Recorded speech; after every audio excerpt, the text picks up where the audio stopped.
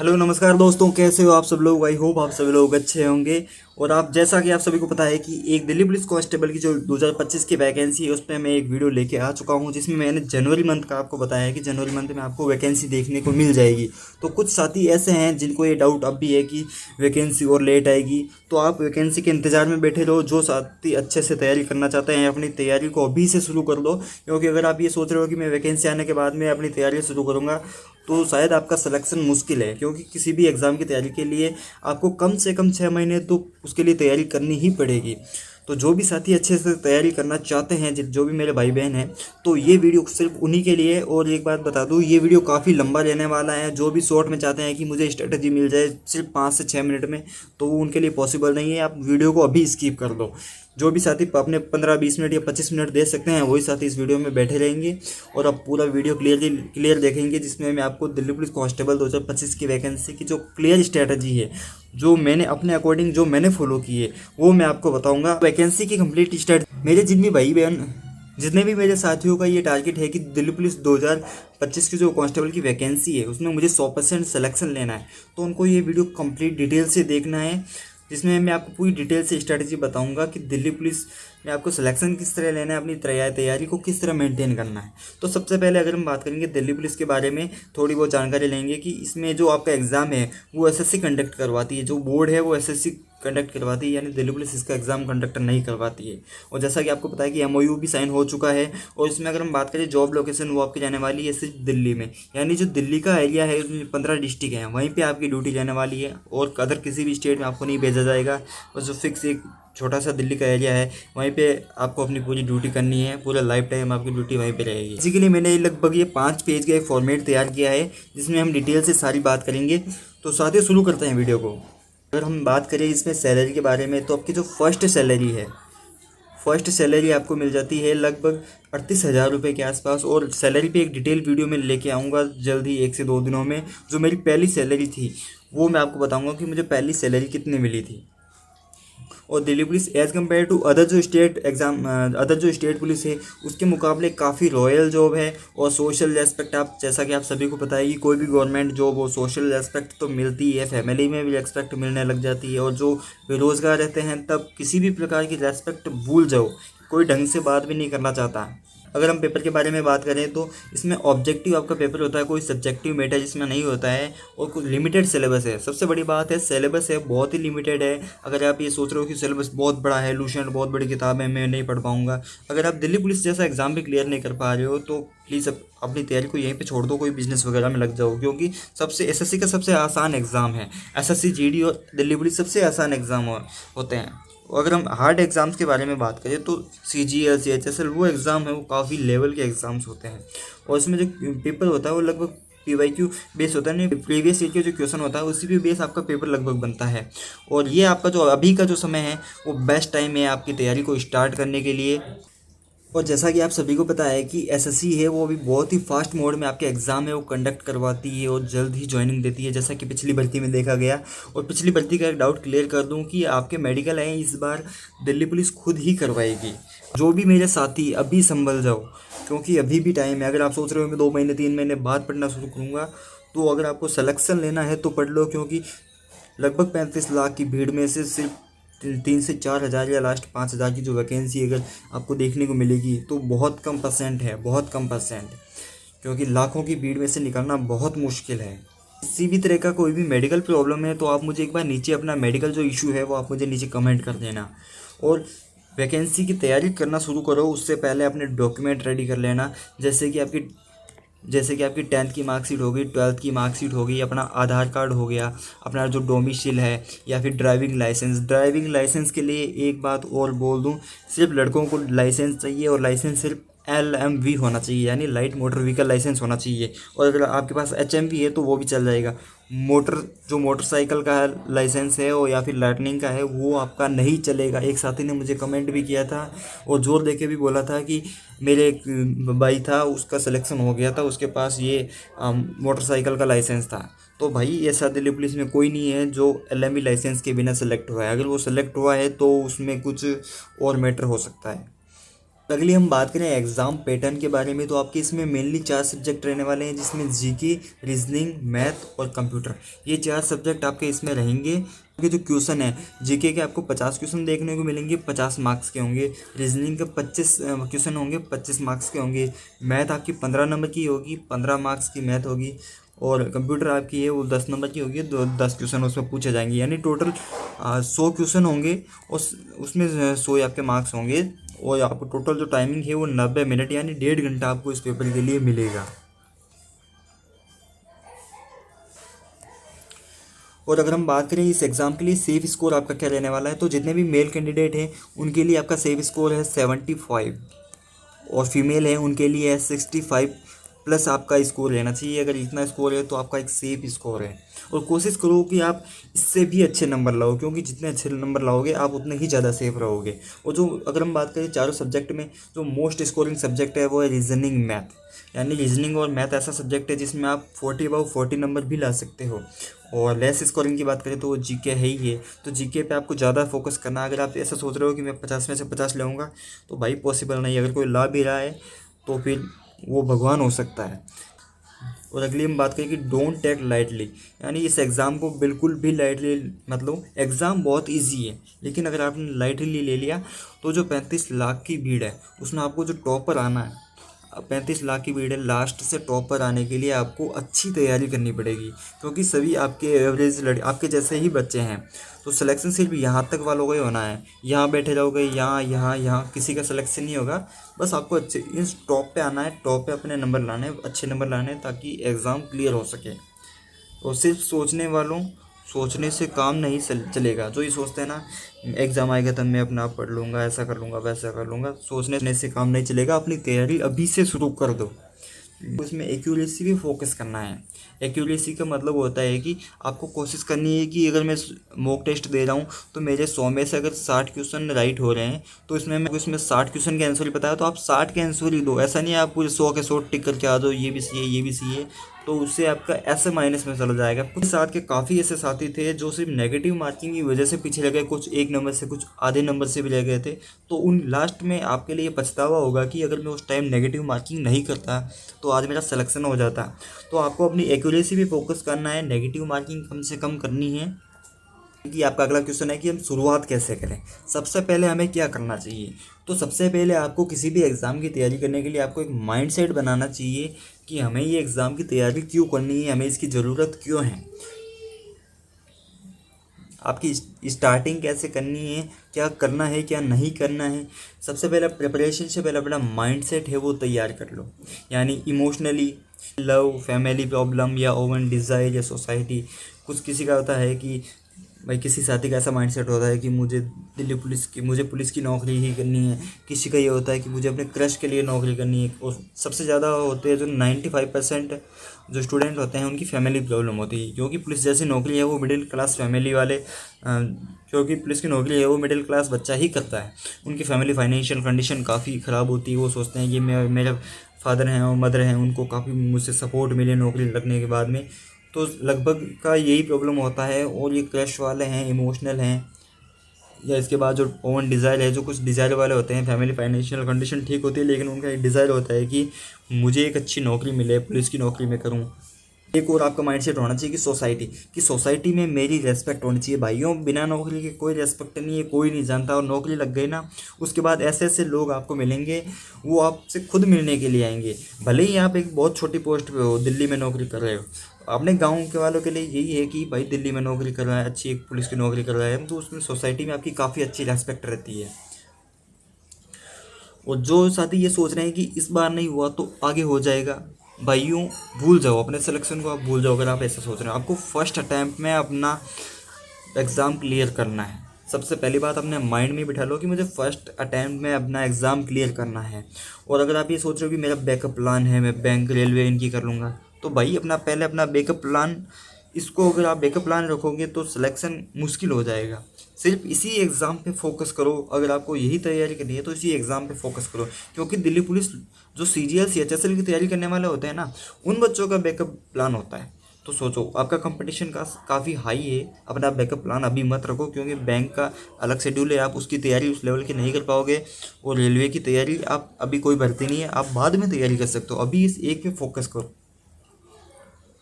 आपको सिर्फ दिल्ली पुलिस पे ही फोकस रखना है। जब एग्ज़ाम की डेट आए तब तैयारी करना, ये सबसे बड़ी मूर्खता भाइयों, आपके लिए इस खतरे का सबसे बड़ा निशान है कि मैं लास्ट टाइम में पढ़ लूँगा। भाई कॉलेज स्कूल का एग्ज़ाम नहीं है कि लास्ट टाइम में 2-4 दिन पढ़ के आप तैयारी कर सकते हो।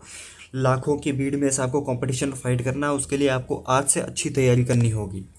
जो इधर उधर की बातें कर ली वो ठीक है, अब हम बात करेंगे जो सब्जेक्ट की स्ट्रेटजी, चारों सब्जेक्ट के बारे में हम बात करेंगे, उसकी स्ट्रेटजी आपको किस तरह अपनानी है। तो सबसे पहली जो सब्जेक्ट है जिसमें लेस स्कोरिंग, ये सबसे कम स्कोरिंग का सब्जेक्ट है जीके। तो जीके के बारे में अगर मैं बात करूँ तो आपको इसमें किन चीज़ों पे सबसे ज़्यादा फोकस करना है। तो सबसे पहले आपको इम्पोर्टेंट टॉपिक है उन्हीं पे ही फोकस करना है। जो सबसे पहले आप अपना सिलेबस उठाओ, उसमें कौन कौन से टॉपिक दे रखे हैं, सिर्फ उन्हीं को पढ़ना है। ऐसा नहीं कि पूरा एक जीके लेके बैठ जाओ, पॉलिटिकली आपने लक्ष्मीकांत पकड़ ली, बड़ी बड़ी किताबें ले आए, तो भाइयों ऐसा मत करो। बुक्स पे मैंने एक वीडियो बना रखी है कि जिसमें मैंने किरण पब्लिकेशन, लूसेंट, उन बुक्स के बारे में मैंने बताया है कि आपको ये किताबें रखनी है। और अगली बात हम बात करें कि ट्रिक्स के बारे में। तो जो स्टैटिक पार्ट्स है उसके लिए आप ट्रिक्स बनाओ, जैसे कुछ इंपॉर्टेंट बुक हो गए, कुछ अवार्ड हो गए, तो उन पे अपने ट्रिक्स बनाओ, जितनी हो सके अपने खुद से ट्रिक बनाओ, किसी दूसरे की मत देखो। खुद से ट्रिक बनाओगे ना तो आपको इजीली याद रहेगा।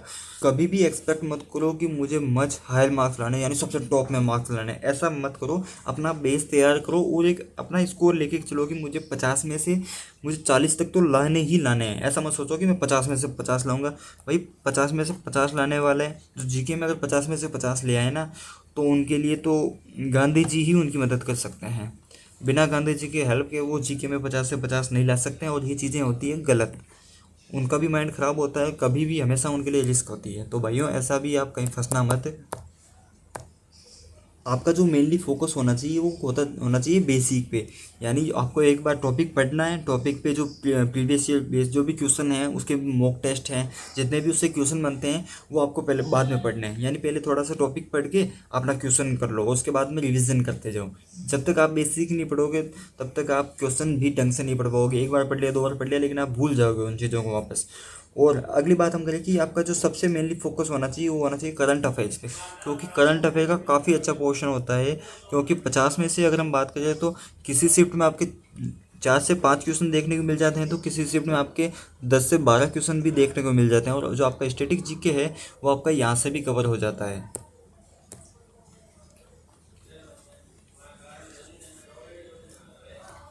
अफेयर कहाँ से तैयार करना है, तो मैं ये कोई प्रमोशन नहीं दे रहा हूँ, मैंने खुद ने जहाँ से पढ़ा है वो है क्रेजी जीके ट्रिक नाम से एक आपका यूट्यूब पे आपको चैनल मिल जाएगा। वहाँ से आपको डेली बस 15 से 20 मिनट देना है। अगर आप डेली पढ़ना चाहो तो ये चैनल है। इसके अलावा अगर आप उसके जो वीकली और मंथली वीडियो है, आप मेरी बात मानो तो आप मंथली वीडियो देख सकते हो। और लास्ट में जैसे ही एग्ज़ाम हो सबके PDF रखो, अपने एग्ज़ाम से 4 से 5 दिन पहले सारे PDF को अच्छे से रीड करो। करंट अफेयर जितना अच्छा पढ़ोगे, क्योंकि सबसे ज़्यादा जो स्टूडेंट हैं उनके नंबर कम होते हैं वो करंट अफेयर में होते हैं, क्योंकि उनको वो बहुत ही ज़्यादा लाइटली लेते हैं। तो जो सबसे ज़्यादा लाइटली लेता है उनके मार्क्स हैं वो 5 से 6 नंबर का डिफरेंस उनका यहीं से हो जाता है। तो आपको करंट अफेयर पे पूरा फोकस रखना है, क्योंकि करंट में से आप 95% तक क्वेश्चन कर सकते। इसके एग्जाम को क्लियर करने के लिए मेनली आपके 3 पिलर्स हैं, जिसमें सब्जेक्ट आपके दे रखा है, स्टैटिक पार्ट है और करंट अफेयर है, जो हमने पहले अभी बात की थी पॉइंट्स में। तो अगर हम सब्जेक्ट के बारे में बात करें तो आपको पहले बुक्स तैयार करनी है। एक तो है किरण पब्लिकेशन की जो बुक है, GS की बुक है। एक तो जो किरण पब्लिकेशन की 2 बुक होती है, एक तो MCQ बेस होती है और एक उसमें थ्योरी दी होती है। अगर ये बुक ले आओ तो भी काफ़ी अच्छी है। इसके अलावा लूसेंट अगर आपके पास में है तो लूसेंट में आप ऑब्जेक्टिव की जो किताब है वो आप अपने पास रखो। ऑब्जेक्टिव की किताब से आपको काफ़ी हेल्प मिलेगी। और स्टडी की जो अंकित सर की किताब है वो भी काफ़ी अच्छी एक किताब है, मुझे बहुत अच्छी लगी। उसमें बहुत अच्छा पार्ट दे रखा है। इसके अलावा किरण पब्लिकेशन के पीछे भी पार्ट दे रखा है और लूसेंट के पीछे भी स्टडी का पार्ट दे रखा है। और इसके अलावा करंट अफेयर वो हमको मैंने बता ही दिया है। और सिर्फ एग्ज़ाम से पहले यानी 6 मंथ, यानी करंट अफेयर आप आज से ही पढ़ना शुरू कर दो। 6 मंथ का करंट अफेयर आपका आएगा और करंट अफेयर में आपको पूरे मार्क्स लाने हैं, ये बात अपनी गांठ बांध लो। और सब्जेक्ट्स के बारे में अगर बात करो, अगर आप कोई क्लास ले रहे हो तो अपने वीडियोस देखो, नोट्स बनाओ, उसके बाद में बुक से पढ़ लो। और फिर आपको चैप्टर वाइज है वो मॉक्स देने हैं। मॉक आप की जो प्रीवियस क्वेश्चन की जो बुक है वहाँ से दे सकते हो, जिसमें SSC के पिछले 15-20 सालों के सारे क्वेश्चन दे रखे हैं, काफ़ी अच्छे क्वेश्चन हैं, वो आप देख सकते हो। मैं भी उसी किताब को पढ़ता हूँ, अभी भी मैं उस किताब को पढ़ता हूँ। अगर आप किसी भी सब्जेक्ट को पढ़ रहे हो तो आपके जो सारे कंसेप्ट हैं वो क्लियर होने चाहिए। आप बार बार उसके नोट्स का रिवीजन करो और हाईलाइट करते जाओ। जो भी इंपॉर्टेंट टॉपिक है, इंपॉर्टेंट टॉपिक को हाईलाइट करो और जब भी आपको टाइम मिले उनको वापस पढ़ते जाओ। जितना रिवीजन करोगे आपका उतना ही आपके लिए अच्छा है। और अगली हम बात करेंगे मैथ के बारे में, क्योंकि काफ़ी ऐसे आती हैं जो ज़्यादातर ये प्रॉब्लम मुझे सबसे ज़्यादा कमेंट आई है वो लड़कियों की आई है कि मैथ नहीं हो पाती। मुश्किल से कई लड़कियां ऐसी भी है जो मैथ को छोड़ ही देती है। तो भाइयों आपको ये गलती नहीं करनी है, मैथ को छोड़ना नहीं है। मैथ में सबसे ज़्यादा स्कोरिंग सब्जेक्ट है। मेरे खुद के मैथ में सिर्फ एक ही क्वेश्चन गलत हुआ था और बाकी मेरे सारे क्वेश्चन राइट थे। 13.75 नंबर मेरे मैथ में थे। आपको इसमें किन चीज़ों पे फोकस करना है, तो इसमें हम बात करें कि आपका जो पहला टारगेट होना चाहिए, मुझे 15 में से 15 नंबर चाहिए और इजी क्वेश्चन आते हैं। सबसे पहले मैथ में जितने भी चैप्टर हैं उनके आपके कंसेप्ट क्लियर होने चाहिए, कैलकुलेशन अच्छी होनी चाहिए, स्पीड अच्छी होनी चाहिए और सबसे बड़ी बात स्किपिंग। अगर आपको कोई क्वेश्चन नहीं आ रहा है तो उसको छोड़ना। सबसे बड़ी बात, अगर कोई क्वेश्चन नहीं आ रहा तो ऐसा नहीं उसमें 5-6 मिनट अपने 10 मिनट उसी में दे दिए, उस क्वेश्चन को छोड़ दो, कोई दिक्कत नहीं है। और इसमें आपको जो रिवीजन है वो चैप्टर वाइज रिवीजन करना है और चैप्टर वाइज ही आपको मॉक टेस्ट आपको देना है या फिर इसके प्रीवियस क्वेश्चन है उसका रिवीजन करना है, बुक्स पढ़नी है। तो आपके एरिया में आप कोई यूपी का भी हो सकता है, एमपी का भी हो सकता है। अगर आप RS अग्रवाल मिलती है तो अच्छी बात है। रामनिवास मधुलिया भी काफ़ी अच्छी बुक है और RWA के जो प्रैक्टिस सेट हैं काफ़ी अच्छे प्रैक्टिस सेट है। और अगर मैं बात करूँ तो मैथ में जितना हो सके आपको क्वेश्चन की प्रैक्टिस करनी है, जहाँ से मैटर मिले। ऐसा नहीं कि मुझे भाई कोई इसी इसका प्रेफर कर रहा है, जहाँ से मिले आपको। मान लो किसी टेलीग्राम ग्रुप में मिलते हैं या फिर किसी दूसरे यूट्यूब चैनल पे मिलते हैं तो वो आपको सारे पढ़ने हैं। प्रैक्टिस सेट ज़्यादा से ज़्यादा लगाना है। और हम बात करें कि प्रैक्टिस करनी कैसे है, तो प्रीवियस ईयर क्वेश्चन को रीड करना है, मॉक टेस्ट देना है और ट्रिक्स बनानी। कुछ ऐसे क्वेश्चन है जो ट्रिक्स बनानी है, आपको सिर्फ ट्रिक्स पर भी निर्भर नहीं रहना है। ऐसा नहीं कोई एक चैप्टर उठा लिया उसमें 5-6 ट्रिक देख ली। तो ट्रिक के बारे में बात करूँ तो वो सिर्फ एक एक टाइप के क्वेश्चन पे ही काम करती है। अगर वो थोड़ा सा भी टाइप चेंज हो गया तो उसमें आपकी ट्रिक है वो फेल हो जाएगी। तो ट्रिक्स पे आपको काम नहीं करना, पहले बेसिक बनाना है, उसके बाद में ट्रिक्स बनाओ। आप अपने अनुसार ट्रिक बनाओ और उसमें आपको रिवीजन करना है। डेली, वीकली और मंथली भी आपको रिवीजन करते जाना है। ऐसा नहीं कि आपने मैथ का एक चैप्टर पढ़ लिया उसके बाद में जैसे आपका सिलेबस है 1.5-2 महीने में पूरा हुआ, आप पिछली वाली चीज़ों को भूल गए। ऐसा नहीं करना। आप जैसे ही मैथ में 3 चैप्टर क्लियर कर लो उसके बाद आप वापस रिवीजन भी करते जाओ थोड़ा थोड़ा। 15-20 क्वेश्चन हर चैप्टर के करते जाओ 15-20 दिन में आप पुराने जो चैप्टर हैं उनके। और लास्ट 2 मंथ आपको सिर्फ रिवीजन करना। जो ये सोचते हैं ना कि मैं लास्ट टाइम में पढ़ लूँगा, ये कर लूँगा, वो कर लूँगा, तो भाइयों लास्ट 2 महीने में सिर्फ रिवीजन ही हो पाएगा। आपको प्रीवियस ईयर क्वेश्चन पढ़ने और सिर्फ मॉक देने, फुल मॉक, यानी डेली मॉक लगाना। या तो डेली लगाओ या 2 दिन छोड़ के आप मॉक लगा सकते हो। जो टॉपिक कमजोर लगता है उसको वापस पढ़ लो। लास्ट टाइम रिवीजन का होता है, तैयारी का नहीं होता है। अगली हम बात करेंगे रीजनिंग के बारे में। सबसे ज़्यादा स्कोरिंग सब्जेक्ट, इसमें 25 में से 25 ला सकते हो। मैं खुद नहीं ला पाया, मेरा भी इसमें एक क्वेश्चन गलत हुआ था। उसमें जो मेरा एक क्वेश्चन गलत हुआ था वो एक सिली मिस्टेक थी, उसकी वजह से क्वेश्चन गलत हो गया था। मेरे रीजनिंग में मार्क्स से 23.75 नंबर के। उसमें आपको जिन चीज़ों पे फोकस करना है उसके बारे में हम बात करेंगे। तो इसमें अगर रीजनिंग में बात करूँ तो सारा खेल आपका नंबर्स का है, नंबर और अल्फ़ाबेट का। नंबर्स में जैसे प्राइम नंबर, स्क्वायर, क्यूब्स, इन चीज़ों को याद करना है। अल्फ़ाबेट यानी A to Z जो सीरीज ABCD की, उसमें किसके क्या नंबर हैं। आधी रीजनिंग तो यहीं से, आधी से ज़्यादा रीजनिंग यहाँ पे कवर हो जाती है। और ट्रिक्स कंपलसरी है। ट्राइंगल और कैलेंडर का जो चैप्टर है वहाँ की बस आप जो ट्रिक्स है वो याद कर लो। कुछ ही मुश्किल से 4-5 ट्रिक हर इसमें दोनों चैप्टर की होगी, यहाँ की बस आप ट्रिक याद कर लो। और बाकी जो है ये नंबर, अल्फ़ाबेट वगैरह ये याद कर लो, स्क्वायर, क्यूब वगैरह ये भी आप देख लो। और इसके अलावा जो रीजनिंग में अगर मैं बात करूँ तो आपको बुक से कहीं नहीं पढ़ना है, बस क्वेश्चन की प्रैक्टिस करनी है। क्वेश्चन आप कहीं से ले लो। अगर कोई क्वेश्चन की बुक्स है प्रैक्टिस सेट की, जैसे किरण की जो बुक्स है पूरी प्रैक्टिस सेट की बुक है, वो आप पढ़ लो, काफ़ी अच्छी है। इसमें आपको थ्योरी की कोई बुक नहीं पढ़नी, ऐसा नहीं कि रीजनिंग की थ्योरी पढ़ने बैठ जाओ। और इसमें आपको जो स्टार्ट कहाँ से करना है, सबसे पहले प्रीवियस ईयर क्वेश्चन अपने रीड करो और फिर देखो कि आप में और फिर देखो कि इसमें एग्ज़ाम का लेवल है वो कैसा है आपके अनुसार। प्रीवियस ईयर क्वेश्चन में से 25 में से आप कितने सही कर पा रहे हो। अगर आप 8 से 10 क्वेश्चन ही सही कर पा रहे हो बिना पढ़े, तो आप उसमें थोड़ा सा अच्छा पढ़ के, मुश्किल से 15-20 दिन पढ़ के ही आप रीजनिंग को अच्छा कर सकते हो। और किसी भी थ्योरी बुक की ज़रूरत नहीं है, आपको प्रैक्टिस बुक की तो इसमें ज़रूरत पड़ेगी। आप इसमें प्रैक्टिस लगातार करते रहो और जहाँ भी इसमें अटक जाओ या स्लो बन जाओ, यानी ये क्वेश्चन में आपका टाइम लग रहा है या क्वेश्चन नहीं हो पा रहा है, तो जिस टॉपिक का वो क्वेश्चन है वो टॉपिक यूट्यूब पे सर्च करो, वीडियो देखो वापस प्रैक्टिस में लग जाओ, थ्योरी बिल्कुल नहीं पढ़नी है आपको इसमें। तो साथियों ये थी हमारी एक कंप्लीट स्ट्रेटजी। अब आपका एक क्वेश्चन होगा कि कंप्यूटर कंप्यूटर को आपने पीछे क्यों छोड़ा। तो कंप्यूटर में आपको कुछ नहीं पढ़ना है। एग्ज़ाम से लास्ट 1 महीने पहले मैं आपको एक पीडीएफ है वो शेयर कर दूंगा, मुश्किल से 20 से 25 पेज होंगे, वो आपको पढ़ लेने। इसके अलावा कंप्यूटर आपको नहीं पढ़ना। अगर किसी का कंप्यूटर अच्छा है तो सबसे बढ़िया है, या नहीं पढ़ना है लास्ट में पीडीएफ आपको शेयर कर दूंगा, वहीं से पढ़ लेना। कंप्यूटर को अलग से टाइम नहीं देना, क्योंकि क्योंकि कंप्यूटर कोई बड़ा सब्जेक्ट नहीं है, एक छोटा सा सब्जेक्ट है। 10 क्वेश्चन में से आप 6 से 7 क्वेश्चन आराम से कर लोगे। और इसके अलावा जो भी ज्ञानचंद है उन्हीं से आप ज्ञान देंगे कि वैकेंसी जनवरी में नहीं आएगी, बहुत लेट आएगी। तो वैकेंसी का आप इंतज़ार करते रहो, और जो भी भाई अच्छे से तैयारी करना चाहते हैं अपनी तैयारी शुरू कर दो। क्योंकि एग्ज़ाम किसी भी देखो डिपार्टमेंट है, किसी भी कारण से एग्ज़ाम लेट हो सकता है, या फिर वैकेंसी भी 1-2 महीने लेट हो सकती है। वो किसी पे भी नहीं, डिपार्टमेंट के ऊपर है। अभी के अनुसार जनवरी में है, लेट भी कर सकते हैं और जल्दी आने के चांस कम होते हैं। अगर लेट भी करते हैं तो उसमें आपको ही फ़ायदा है, 1 से 2 महीने आपको और टाइम मिल जाएगा। अगर आपको ढंग से तैयारी करना है तो इधर उधर की वीडियो देखना बंद करो। अपना एक फिक्स मेंटोर देख लो कि मुझे यहीं से जानकारी लेनी है, यहीं से अच्छे से पढ़ना है, जिनके बताए अनुसार ही करना है। तो अपनी तैयारी को अच्छे से करना शुरू कर दो। तो साथियों अगला जो हमारा वीडियो रहेगा वो रहेगा सैलरी पे, यानी सबसे बड़ी बात पैसों की है। पैसों के लिए नौकरी करते हैं तो सैलरी कितनी मिलेगी। तो जो मेरी पहली सैलरी मिली थी उसका मैं अगला वीडियो लेके आऊँगा। तो साथियों ये था हमारा आज का एक वीडियो, स्ट्रेटजी पे पूरा आधारित। आपको 2025 की वैकेंसी उसको किस तरह तैयार करना है। तो मिलेंगे हम अगले वीडियो में। अगर आपका कोई भी डाउट हो मेडिकल रिलेटेड और या फिर सिलेबस रिलेटेड, तो आप मुझे नीचे कमेंट कर देना, उसमें आपको रिप्लाई दे दूंगा। और जो साथी मुझे व्हाट्सएप पे मैसेज कर रहे हैं, मैंने व्हाट्सएप नंबर डाल रखा है, तो प्लीज़ अपना सीधा अपना डाउट लिखो। मेरे हालचाल मत पूछो, good morning, bad morning, evening सारे भूल जाओ भाई। के साथी क्या है, राम राम, राम राम भाई, ये भाई वो भाई, गुड मॉर्निंग लिखते हैं, फिर मैं रिप्लाई देता हूँ उनको। फिर वो अपना फिर भी पूछें कहाँ से हो, मैं कहाँ से हो, कैसे हो, आपकी ड्यूटी कहाँ है। मेरी ड्यूटी का आपको पता करने की कोई ज़रूरत नहीं है, बस अपना क्वेश्चन है वो डाउट उसमें लिख दो।